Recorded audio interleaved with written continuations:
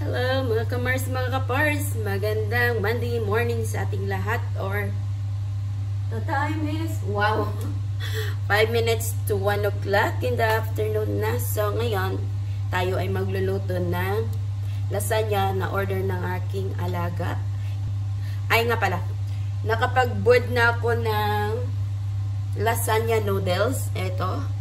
At saka nakapag-isa na ako ng sauce. Diba pag nagawa tayo ng lasagna, the same lang din naman ng spaghetti sauce. Pero medyo hindi talaga siya mas sauce, or konti lang yung sauce, yung tubig or sauce niya. Kailangan medyo malapot yung ating pagluto ng ating sauce ng ating lasagna, or like spaghetti sauce din naman siya.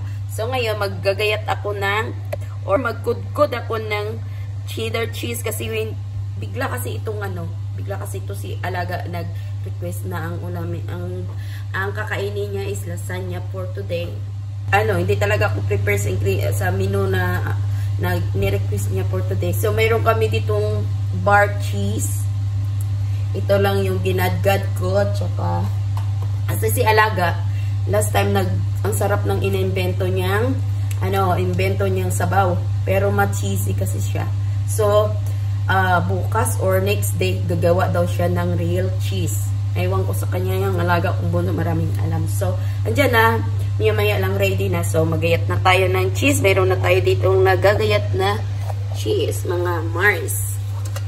Dagdagan na lang natin para madami.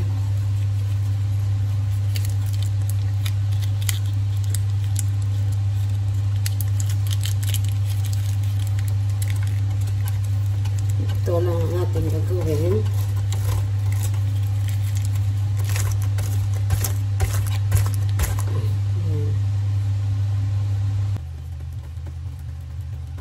So, ayan, meron na tayong cream dito.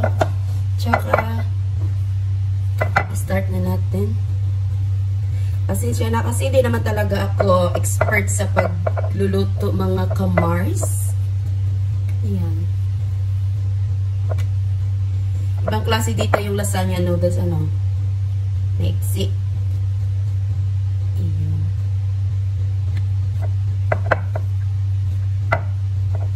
Dapat natin na, yan.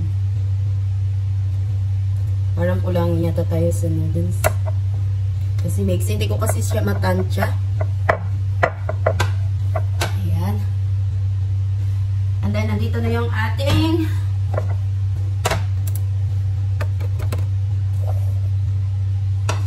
nandito na yung ating sauce.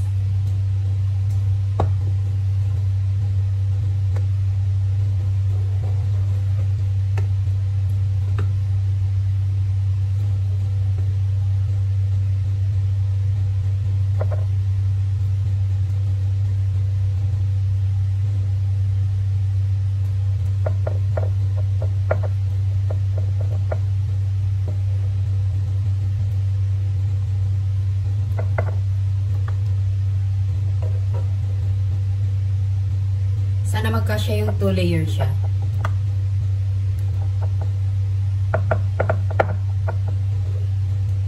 Kahit 2 layer lang ito. Kasi kakain lang naman dito 4. Ayan.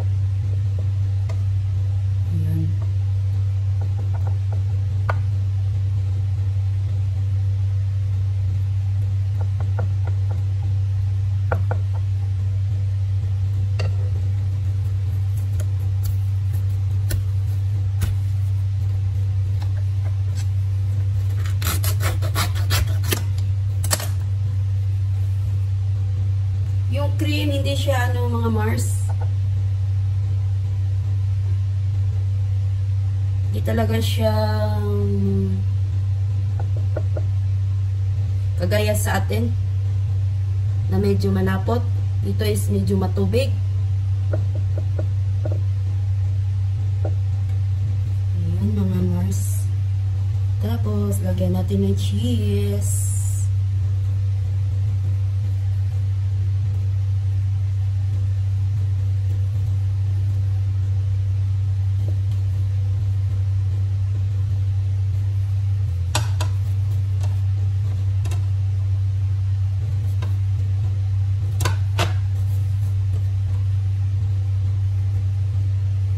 another layer ng ating noodles.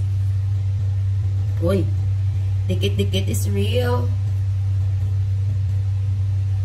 Alam niyo ba, natutunan ko na yung mga luto-luto dito. Hindi naman ako tinuturuan ng amo ko ng kanilang recipe.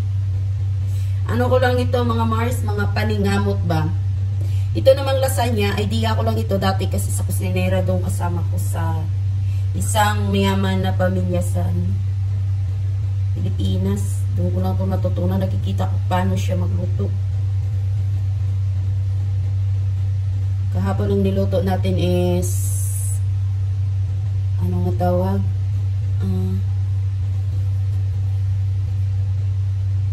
Ayun. Bakit maigsi na siya?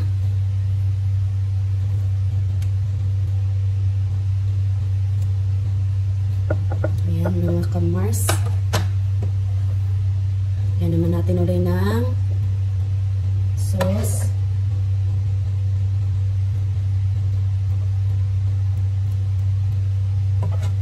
Ito yung aking lasanyang version mga kamars ha. Mga kapars. Ang nagpapasarap lang naman dito is yung cream at saka yung cheese. Fasting yung amo kong lalaki ngayon. So late na yan kakain mamaya.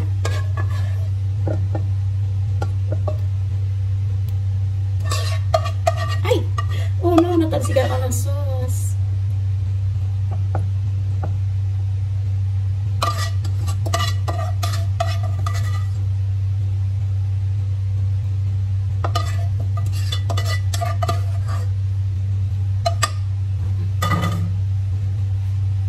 Another layer ng yun o, matubig talaga siya. Dapat yung malapot na cream, di ba mga kamars? Makakream ako wagas. Hindi ko talaga siya matansya kasi hindi siya ano. Ilagay na lang natin itong dalawang ano sa taas kasi sayang. Masayang man, masayang. Yan, lagay natin. Lagay natin. Mag-additional ako. Wait lang kayo mga Mars. Yan, continue tayo mga kamars. Ito ay pang ano lang natin para hindi masayang. Ayan. Tapos, last coating ng cheese.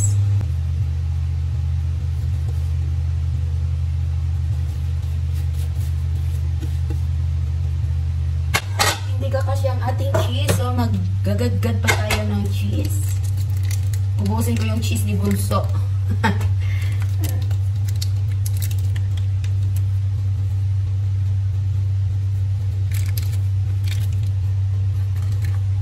Ayan. Kasi pag maraming cheese, mas masarap.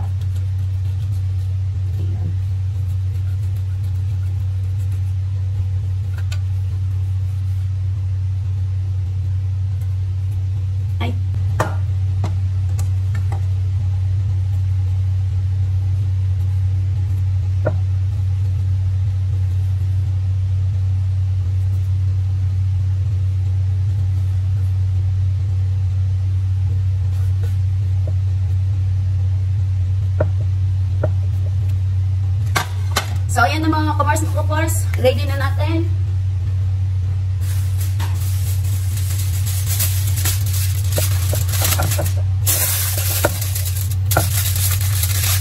At i-oven na natin.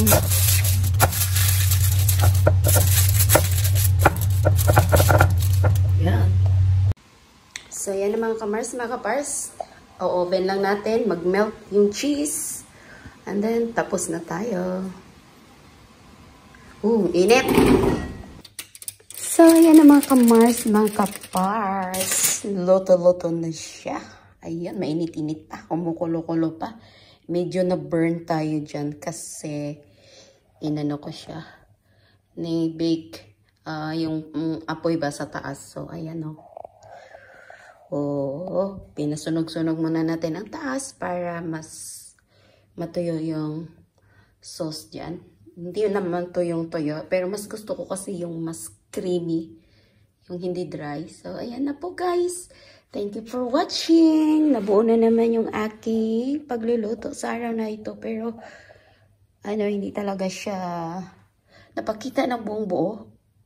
Paano yung basta ginisa mo lang yung sauce niya na alay spaghetti sauce. Ayun. Tapos ilagay lang dyan. And then, i-oven. Tapos. So, thank you for watching mga ka-Mars, mga ka-Par. Simpleng request ng aking bunsong alaga. Thank you for watching. God bless everyone. Bye-bye. So, ayan mga ka-Mars, mga ka-Pars. Nabuo na yung ating pagluto at paggawa ng request ng aking alagang bunso. So, ngayon, proceed na tayo sa paghuhugas ng mga aking ginamit na mga utensils at mga plato para malinis ng aking kusina at magpa-plancha pag may time or di kaya mamayang gabi. So, hanggang dito na lang guys. Thank you for watching everyone. God bless everyone. Bye-bye.